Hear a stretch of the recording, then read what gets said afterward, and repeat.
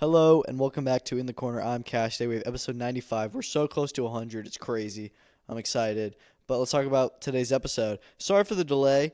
I was out of town this week and I was traveling, and then I got sick off that, so it's been a little bit of a delay in getting this episode out. But yeah, let's talk about a great weekend in combat sports, and we have had so many fight announcements over the past few days. It's like not even funny how much news has come out. And I've just been dying to do an episode, so I'm really excited to talk about this. We're going to talk about Boots Ennis' first round knockout, Arslanbek Makhmudov beating Dave Allen, Charles Oliveira getting back in the win column with fantastic second round submission over Mateusz Gamrot. But let's get started with the biggest announcement of the week, and that is that Merab Dvalishvili is going to get his fourth title defense of the year in December 6th at UFC 323. He rematches Petr Yan for the bantamweight title. This is UFC history. Nobody has ever defended their belt more than 3 times a year, and Merab is going to do it. And I'm honestly really surprised. Obviously, he had said he just fought last week, and he said he was like, "Yo, I'm so down to fight again this year." And Merab is like this. We know Merab is insane cardio. He never stops training. He's seriously like the amount of work ethic and just nonstop heart that he has is something inhuman, and you just have to respect it that he's like, nah, I'll keep fighting. Let me keep fighting. But I just say that I'm surprised because UFC has about 8 champions, men champions, who rotate on who gets to headline the pay-per-views typically. And, Merab was in the co-main event last time, but usually you would think, okay, in the span between Merab's 2 fights, they're going to want to get most of their other champions out. I thought main event on UFC 323 was going to be Alexander Volkanovski, likely against Lerone Murphy. Ilia Topuria, Justin Gaethje would have made sense too, but we know that's going to be in January now. So I was really surprised we got Merab versus Petr Yan too in the main event here instead of getting Volk versus Lerone Murphy, but I'm not necessarily complaining. I'm still excited. I love Merab.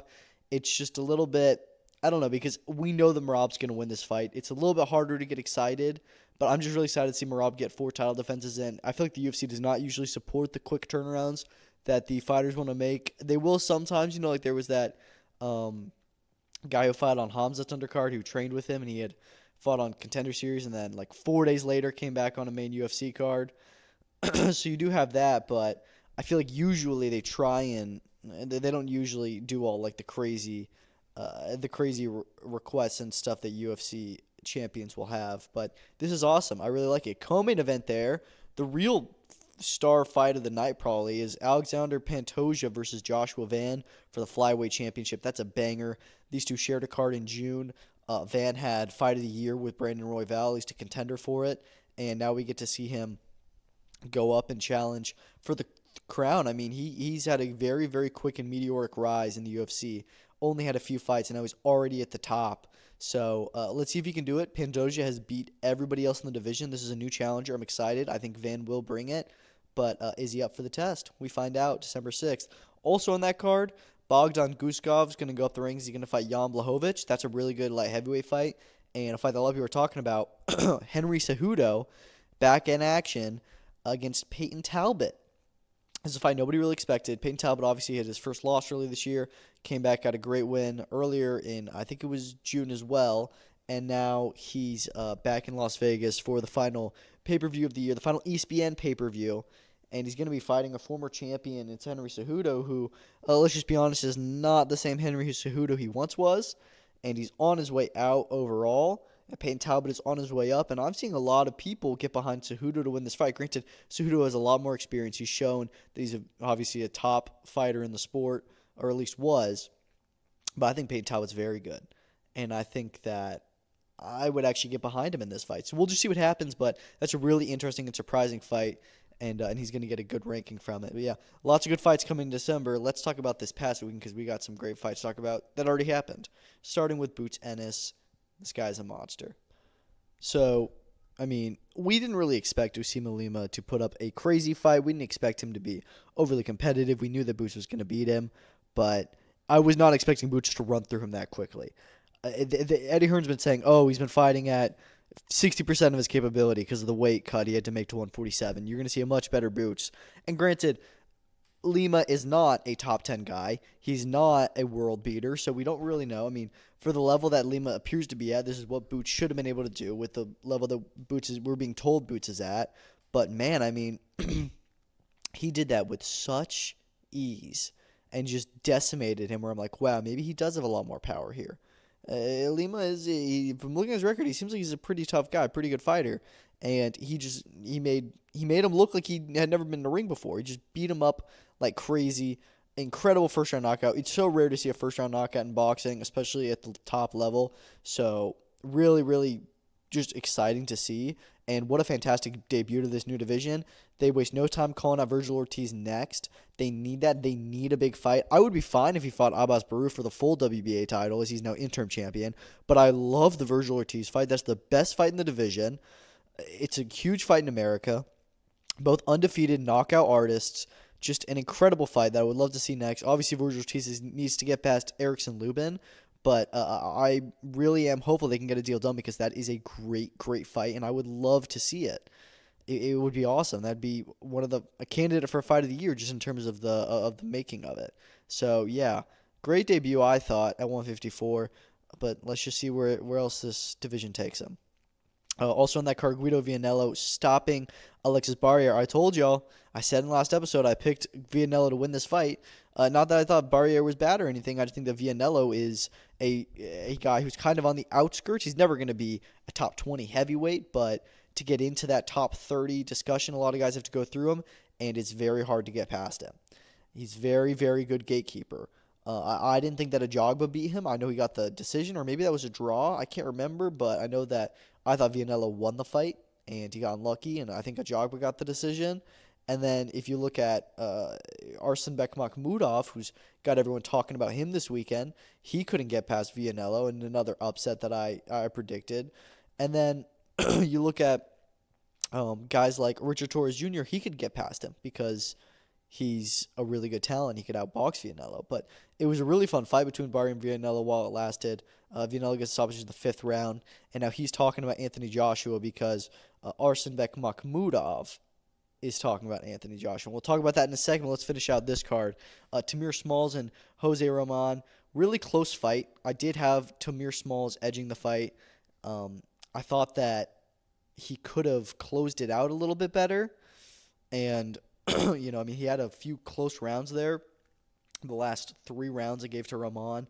Smalls did get a knockdown earlier in the fight, which saved it from being a draw for me. I would have liked to see him jump on the brakes and stop him. This was a close fight. I wouldn't be mad if you gave it to Rahman, but I gave it to Smalls personally. And then elsewhere on that card, Dennis Thompson taking Sean Diaz's that was a good 6-round fight. Zaquin Moses, Giorgio Vizioli remained undefeated. Harley Medeiros had he forced his opponent to quit after the first round. And Naheem Parker upset Justin Palmieri, another undefeated fighter losing their in a big upset. And Parker won every round of that fight. That was crazy. Let's talk about Sheffield's card. Dave Allen losing to Arslanbek Makhmudov. We can't really be surprised. This is another fight. I don't know if Makhmudov was the underdog here. He shouldn't have been. I said Makhmudov was going to win. I wasn't overly confident in it, but I just said, look at all the tangibles. Look at all of Makhmudov's experience, who he's been in the ring with, his Olympic pedigree. Look at all of it, and then look at Dave Allen. Look at the size. Look at the recent form. Dave Allen has had 1 good win, really 2, against Johnny Fisher in the last year. Outside of that, what has he really done? Not to say that he's not in a good form, not to say that he can't, give these guys good fights. I actually thought he gave Makhmudov a great fight, and I thought that it was he'd won a few rounds in there. Obviously, Makhmudov was doing the better work than him all night long, but I thought Allen was landing the harder shots. And maybe it was just because of the crowd going crazy, but Allen rocked him multiple times in the fight, and I feel like Allen rocked Makhmudov more than Makhmudov rocked Allen. Overall, I did have Makhmudov winning the fight by a decent measure, and again, it was made closer by the 2 points being deducted for the holding. Didn't like the holding. I didn't think it was overly egregious, but it was a little bit annoying here and there. But yeah, Makhmudov was promised at least the potential of a fight with Anthony Joshua if he gets through Dave Allen. He beat Dave Allen fair and square, and Dave Allen very honest in defeat, and just said he's just better than me. I just wasn't good enough, and that's just true. Makhmudov again is not a world beater. I don't even know if he's a top 20 heavyweight. He lost to Vianello, and that's why Vianello was talking about wanting to get AJ.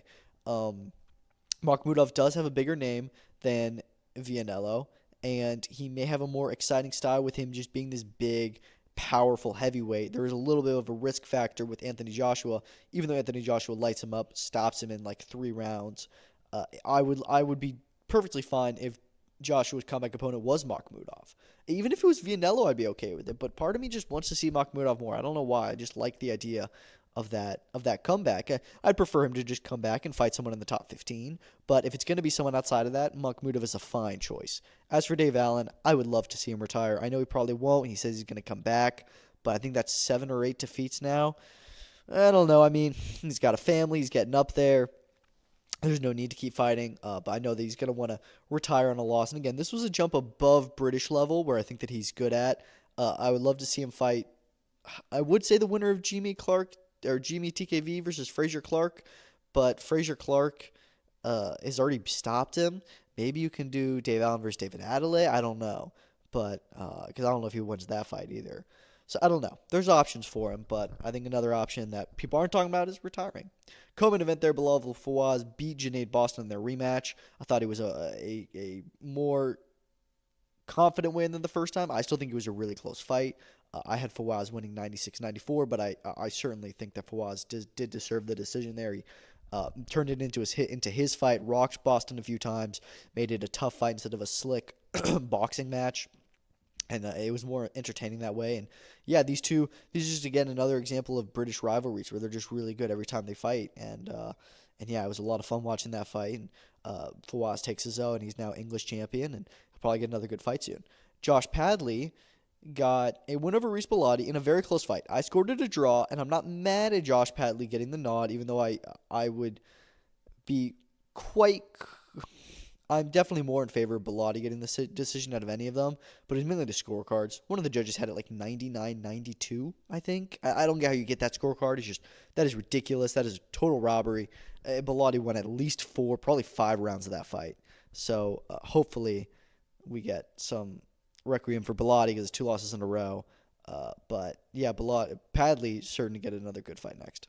You also had Hamza Udin win his first 2 titles, English and a WBA international belts, I think, at flyweight.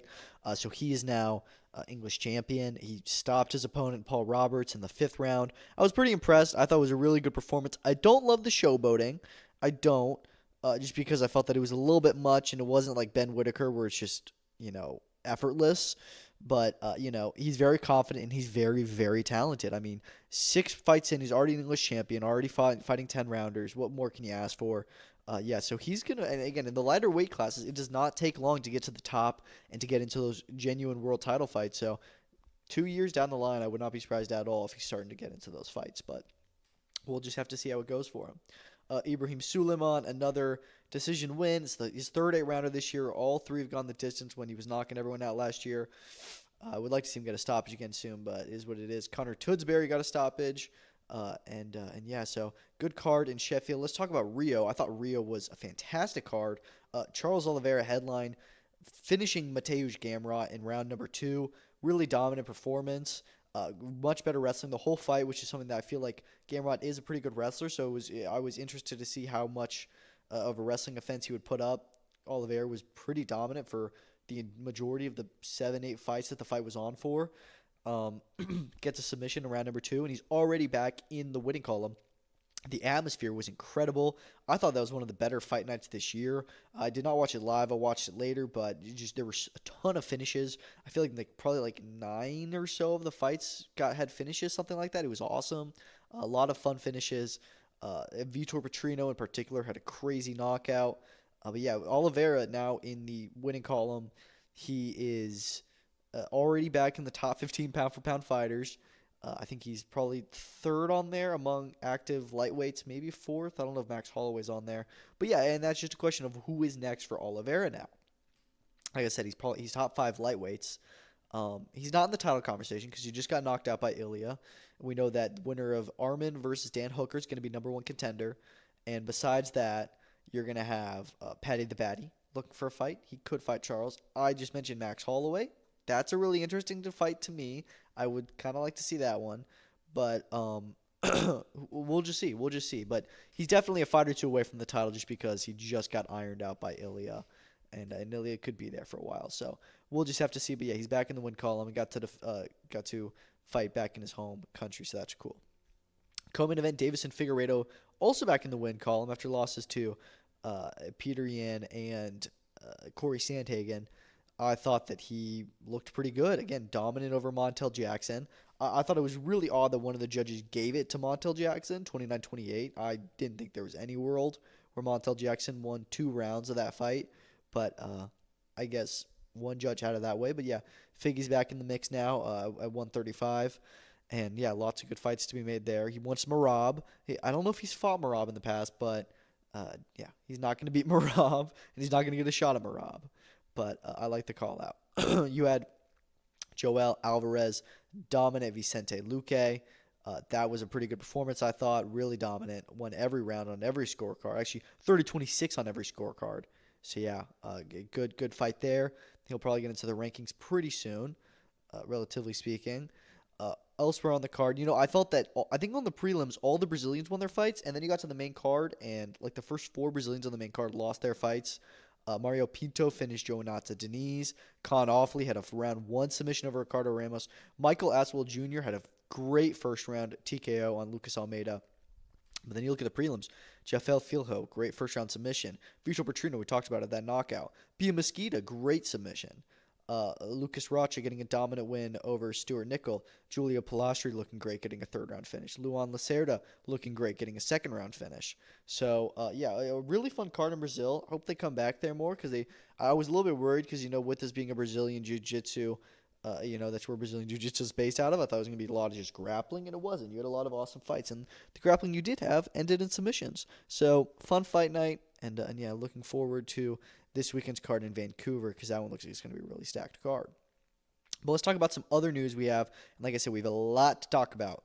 So let's jump into it. Fundora versus Thurman has unfortunately been postponed. An injury to Fundora, I believe, with his arm. Very, very unfortunate. Obviously, I would have loved the show to just go on and have maybe a replacement for Thurman, but you can just drop it from a pay-per-view to a non-pay-per-view. It didn't need to be a pay-per-view in the first place. Have Oshaki Foster, Stephen Fulton in the main event. Terrific fight. The rest of that card is still great. And just carry on. There is a little bit of conspiracy that ticket sales weren't good, something like that. Maybe PBC just decided to pull the plug. The word is now on the street is that this is now going to serve as the co-main event to Manny Pacquiao's return in January, which is likely against Rolly Romero. That is a great doubleheader. I'd love to see that. We're hearing about some other fights that could be on that card that sound really interesting with some stuff getting moved around. As for the Foster-Fulton fight, the target is now December 6th on the Pitbull versus Roach undercard. In fact, that may have already been confirmed that fight will be on that card. Elsewhere about the December 6th card, likely to get some undercard fights there, like the Jesus Ramos Shane Mosley Jr. fight. That'll probably be on December 6th, as will Janabek Alim Connolly versus Arslan Lara. Mike Coppinger is saying that the deal has been agreed for that unification fight, which is great because we needed a unification so bad at 160, and I'm really happy it's finally happening. And it's a good fight because Arslan Lara has still not fought this year, and that's a great co-main event. And that pay-per-view will feel much more like a pay-per-view when you have 4 competitive fights on it. Really great card PBC is cooking for December 6th and January 24th. Speaking of January, we had the first fight of 2025 officially announced. Amanda Serrano versus Erica Cruz 2 will take place January 3rd in San Juan, Puerto Rico. 10 3-minute rounds for the WBA and WBO Unified Featherweight Championship. These are the 2 belts that Amanda Serrano still has. She sat on them for like 2 years.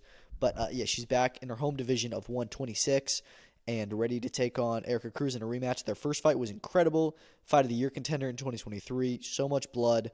It was tremendous. I thought Serrano won the fight. I think most people did. So I don't know if there's like a ton of need for a rematch to set it right like you did Katie Taylor and Amanda Serrano. But I'm not complaining at all. There's not a lot of options out there for Serrano. I would have loved if they just did the Baumgartner fight. There is rumors that this could be her final fight as a homecoming. I wouldn't be surprised if she hung it up after this. But yeah, I'm really excited for this one. It's going to be live on DAZN. Probably going to be a big card. And yeah, so I love that we're kicking off the year so early. I mean, usually I feel like over the holidays there's a big break. I think for the rest of the year we're going to have a big event every single weekend. including December 27th, 2 days after Christmas, we have the Japan-Saudi Arabia card. And then a week after that, January 3rd, you've got Amanda Serrano, Erica Cruz too. So there's no break this year in terms of good fights happening every week, and I'm super excited. I love that they're fighting Thurman around. Seems like Cruz was not down to do 12 threes, but 10 threes is still progress nonetheless, and we'll take it, dude. Because, again, they threw a record amount of punches for a women's fight, I think, in that one. They threw, like, thousands. So, and that was just in 20 minutes. Now they have 30 minutes to work, so it's going to be good. What else? Matchroom had a slew of fight announcements. They're pretty much the rest of their calendar for the year has been announced, full cards mostly. So let's talk about it in order. November 29th, Ben Whitaker's Matchroom debut has been set. He's going to be fighting Benjamin Gavazzi. Now, in Birmingham, at the NEC, I think is what it's called. And this will be for the WBC Silver light heavyweight title. So a somewhat important title on the line that will be good for Whitaker's ranking. Just to be honest, I'm not as mad at this fight as most are, just because I kind of expected it. I would have loved Craig Richards next. I think we were all suggesting that fight. A good domestic top 15, top 20 fight in the division. Gavazzi's not that. They say, oh, they were going to get a top 15 world guy. He's probably ranked like number 14 in the WBC and unranked by the rest of them. This is not a top opponent. It sounds like Matchroom's plan is to get Whitaker out like 2 to 3 times quickly before they start putting him in with fights like Craig Richards and Lyndon Arthur and the domestic 175ers, which I feel like he's ready to be in those fights now. Granted, he hasn't had that many pro fights. The Liam Cameron jump was a bit too far, even though he set that right. He and his team may want to take it a little bit easier, and so they're going to give him a little bit of an easier fight. And who knows, maybe Gavazzi will bring it. But, yeah, definitely a bit of an underwhelming start to this new journey in his career. But I'm excited to see him back in the ring nonetheless, and not too far away. Co-main event there, Cameron Vaughn and Gavin Gwynn finally rematch a year after the first fight. Vaughn has had 2 fights in the interim, 2 wins. Probably feels more confident about his chances going into this one. He obviously won the first fight, but most people didn't think that he did. So he's got the chance to set it straight here and have a better win. And yeah, I'm excited for that one. Aaron Bowen is getting his first title crack at I think it's the Midlands area championship. Molly McCann is back on here, as well as is Ibrahim Suleiman, who we just mentioned had a good win. So yeah, solid card overall. I know some people are kind of like, I mean, yeah, it is a lot of just prospects, but these are good prospects. Like, I like watching Aaron Bowen fight. I like watching Suleiman fight. I like watching Molly McCann fight. And Vaughn Gwynn too is a great fight. So I'm excited. I'm excited to see Whitaker back. They also announced their Monaco show. It's going to be headlined by Shabazz Massoud, Peter McGrail, which second time this one's been announced, and I think it is a great 50-50 fight, and I love that it's headlining a big card for Matchroom. I would have loved it a lot more if it headlined in the UK. In fact, a lot of the fights on this card feel like they should be in the UK that we'll talk about. It's a really stacked bill. I'm very excited for it. But yeah, this fight, IBO World Championship and EBU European titles on the line. Now, the IBO did say that they have not agreed to this. They have not agreed to the European Championship also being on the line. So one of those belts is going to have to go. We'll just have to see which one Matchroom decides to keep on the fight. But yeah, it's a great fight. It would be a lot better in the UK with a bigger crowd, as would Pat McCormack versus Kona Walker, which has been added to this fight. Another tremendous all-British fight that we've been wanting to see, and I'm excited that they're making that. And I cannot wait for that fight. That's going to steal the show maybe. But that one does not have the British title attached to it just yet. Maybe because it's in Monaco, it can't be sanctioned as that. But they're both British, and Kona Walker's the British champion. Maybe they'll fix it. Maybe it'll just be a 10-rounder, won't have it on the line. We'll see. Also on the card, Beatriz Ferreira defends her IBF lightweight championship against Alif Nur Terhan, who we heard this fight was potential. Terhan has been on a run, getting a ton of huge knockouts. She's now moved up to 135. I really like this fight. This should be a lot of fun. You have Johnny Fisher making his return as well on the card. Not too familiar with his opponent. Don't know if it's going to be I think this is just going to be kind of like a run out, get his confidence back. Probably may even just be an 8-rounder. Again, could have been in the UK and sold a lot of tickets. And then lastly, Sean McComb is on this card, and he is going to be fighting Hugo McAuliffe, who is from Monaco, and he's 11-0. So that could be a competitive fight. I like that. It's an interesting story. So 5 really interesting fights on that card, and I'm excited. I love the Monaco cards. I think they're a lot of fun. And then finally, they announced their final U.S. show for the year, set to be on December 13th in Stockton, California. Diego Pacheco faces his toughest fight yet, and Kevin Lele Saggio, both undefeated. I think they said it's 50 wins, 41 knockouts between the two of them with 0 losses. Both undefeated, both top 10, top 15 guys at 168. The winner of this will become very, very close to a world title shot. Could get it next year, once the belt's scattered, like I believe they're about to. I wouldn't be surprised at all. I mean, this is a really, really good fight. I wouldn't be surprised if they try and get the interim title on the line for this one, but I think that Diego Pacheco is no longer number one with the WBO, so may not see that happen. But yeah, it's a really good fight. Very excited for that. It's going to do good numbers in California. Tito Mercado will be on that card. Not sure who he's fighting yet. As will Gabe Flores. We're hearing that he's getting close to being signed to fight Joe Cordina. We do know that Joe Cordina was set to fight on one of these cards. I thought it would be one of the other two. It seems like they want to get him out in the States, and apparently Gabe Flores is the opponent they're discussing. Interesting fight. Interesting fight. I would favor Cordina in that. Just a bit surprising matchmaking. So we'll see if that is what ends up happening on this card or if they're in separate fights. But yeah, it seems like they're putting together a really good card. And add on to that, Mike Coppinger reported that Badu Jack versus Noah Mikhailian 2 has been signed and agreed for December 13th in LA. Is this also on the card? Eddie Hearn said they had a few other championship fights to announce on the card. Neither of these guys are matchroom fighters, but if they manage to get Jack Mikhailian 2 on this undercard, this is going to be a really, really stacked event, and I can't wait. But yeah, we're hearing that fight's going to be in LA either way, so maybe on its own, Bill, maybe it'll be on this one. But yeah, California's getting some great fights in December on the 13th specifically. Speaking of some great fights, one that maybe is lining the way for a great fight.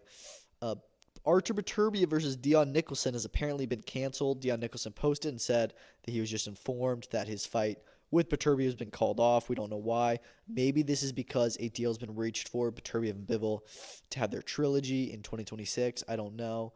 This is just going to be a run out for Beterbiev. Not a huge deal. I would have liked to see him get the fight and stay more active because Beterbiev is not overly active, so I like that he was trying to stay active. So yeah, it does kind of suck, but we all knew which way this fight was going to go. Not the biggest loss in the world to not have that fight on that card, but I would have liked to see Beterbiev get another knockout and remind people that he's that guy. The WBA have ordered a lot of title fights. They ordered Rolly Romero to defend his welterweight title against Shakram Giasov. And of course they do that right as we're hearing that Rolly versus Pacquiao could be happening in January. So I don't know if that title will be on the line because Shakram Giasov is well overdue his title shot. He keeps on taking a ton of step-aside money, and PBC will pay him a lot of money to just, step aside, and he may take it. But he's really close to a world title shot. He's been mandatory for like 2 years, and he's still not getting it. So he deserves to get the shot soon, and he's finally getting ordered again. So I don't know. I think Romero-Giasov is actually a really good fight. The Giasov probably wins, but Pacquiao's the money fight and has a better chance of beating him. So we'll see what happens there. But yeah, Nick Ball versus Brandon Figueroa has also been ordered. I don't know what happened to Mirko Cuello. He's interim champion. He deserves that shot so much. Such a great fight, him and Ball. And instead, Figueroa's getting it. I mean, Figueroa's good. And him and Ball, I think, is a competitive fight. I think that'll be a lot of fun. But he does not deserve the shot more than Mirko Cuello does. And that's just really frustrating because, again, they're just choosing the bigger star over the better fighter. And yeah, I mean, Brandon Figueroa arguably lost to Joet Gonzalez, and now he's getting the shot at Nick Ball over Mirko Cuello, who's been piecing everyone up. So I don't know. And the other fight that the WBA have ordered, Moses Itauma to challenge Kubrat Pulev for his WBA regular heavyweight title.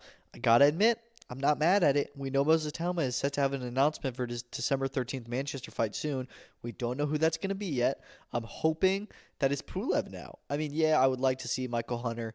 That'd be good. David Adelaide would be fine. But Itauma versus Pulev for a kind of world title, I don't hate it. It's good optics for him to get a world title this young, even though it's not a legit title. It still kind of counts. And Pulev is a very beatable guy for Moses and would also probably be his toughest fight on paper to date. So I would love to see that one next. I'm totally down for it. Not mad at this at all. But I don't know if it'll happen on December 13th. And part of me worries if Moses ends up taking this fight and does not fight on December 13th, because that would suck. Also, the other fight on the December 13th card, Derek Chisora. Zhilei Zhang is saying that he's already signed for Chisora. He's been waiting for over 3 weeks for Chisora to sign his end of the deal. So apparently this is the fight that Queensberry is trying to make, and Chisora is taking his time to sign it. Maybe doesn't want to fight him. I would not favor Chisora in a fight against Zhilei Zhang right now. But I also think that's a decent fight where Zhang's coming off a loss. Chisora's coming off a few good wins. You want him to end his career on a really good and tough fight, and I think it's one that he does have a chance of winning. But we'll just have to see. If Chisora can take a few big shots, which I think he can certainly outlast Zhang stamina-wise. So I think it's a decent fight.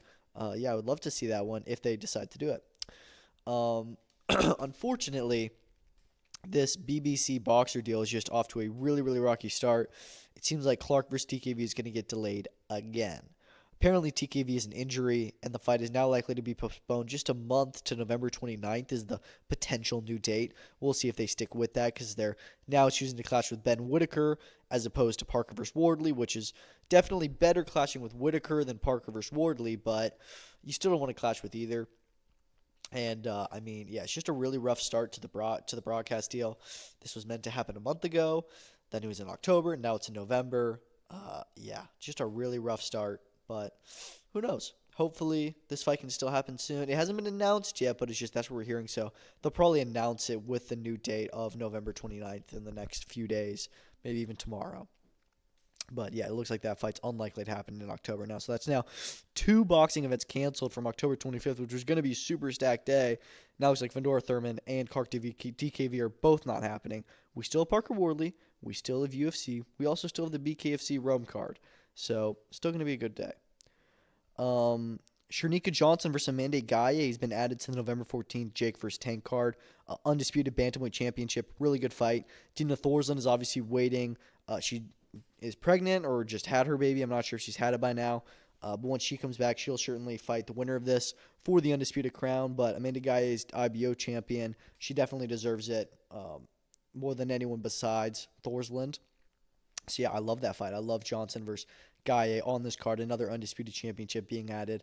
Unfortunately, we had one taken off. Ellie Scottney versus Mayeli Flores has been postponed. Not canceled, just postponed, so it'll still happen soon. But Scottney got injured. She's no longer going to be able to fight on that card, which sucks because they wanted to get her back out on Netflix. She's a big star in the UK. And this was going to be her undisputed moment. So it'll still happen. It's just, it's not going to be for a good bit now, probably. UFC 322 had another banger fight announced. This card is so stacked. On the main card, we'll have Sean Brady versus Michael Morales. Top 10, I want to say, fight at welterweight. I think they're both top 10. Thought Sean Brady was going to fight Shavkat. Obviously, Shavkat is out with another injury, I think, and won't fight until like January, February, which is very frustrating. No fights in 2025 after only one at the end of 2024. And very inactive. But, Brady has been waiting for that fight or waiting for a fight. Everyone else at welterweight is getting booked up, and now he is getting booked to fight Michael Morales in the undercard of the title fight. So he could, if he has a really big win, he could definitely jump the queue and end up fighting the winner. You're going to have 3 welterweight fights on that main card. Obviously, Islam JDM, Brady Morales, and Leon versus Carlos Praches. And then a week later, you have Bilal Muhammad versus Ian Gary. So a lot of fights, a lot of stuff's going to get figured out in the 170-pound division. I think that whoever wins between Brady and Morales and Muhammad and Gary, whoever's the best performance there will be most likely to get the welterweight title shot because Shavkat's just been so active. He's going to need another win now to prove it. That he's earned it. But then you also have the winner of Leon and Carlos, which if Carlos Praches or even Leon Edwards somehow has a crazy win, maybe they can steal the eyes of the public and get that title fight, but I doubt it. I do think it should be Sean Brady or Ian Gary or Bilal Muhammad, I guess. But Bilal was just champion. Usually they want to wait a little bit before getting him in there, unless it's a new face he's fighting. So we'll see what happens.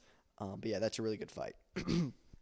Vidal Riley versus Alois Jr. has been ordered for the British Championship at Cruiserweight. Really great fight. We were hearing this one was going to happen. They were working on a deal, but Vidal had it pushed back. The fight was being talked about for August. He wanted it in September, and then it just didn't happen. Vidal is obviously a free agent, so he'll be able to do that fight on a Queensberry card with Alois. We're hearing that he could be getting signed to Matchroom, but Vidal versus Alois, we just need to see that fight. That makes the most sense for both guys, and I'd love to see it next. Other than that, I do just want to quickly mention that this Jayapataya Hussein Shankara card, it's looking pretty good. The last card they had in Australia, I didn't love.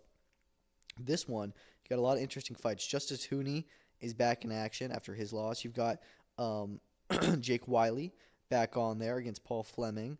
You have Jason Maloney back in an 8-rounder. Okay, it's a little bit disappointing, but still, he's a former world champion. You got Ben Mahoney on there in a 10-rounder.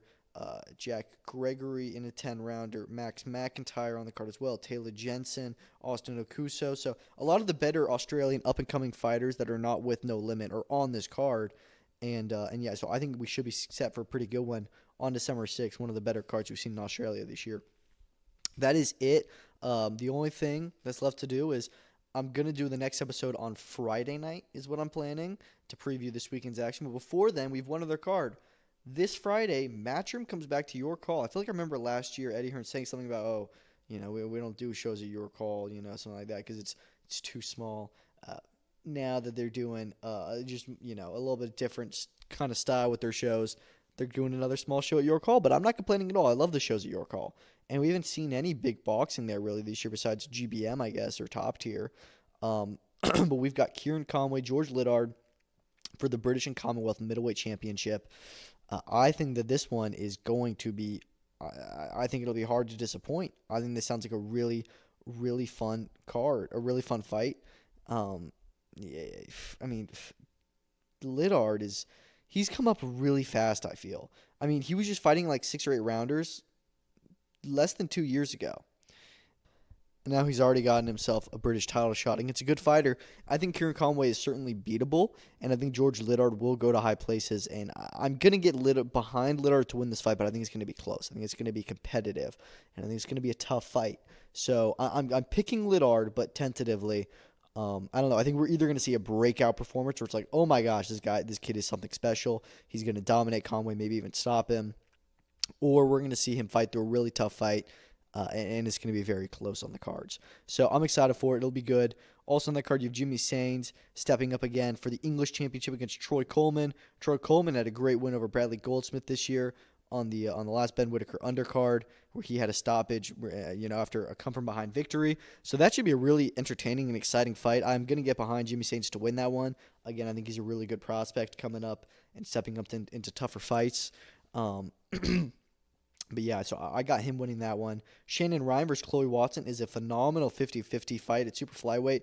I don't even know who to pick there. I'm going to lean towards Chloe Watson just because I'm feeling that way.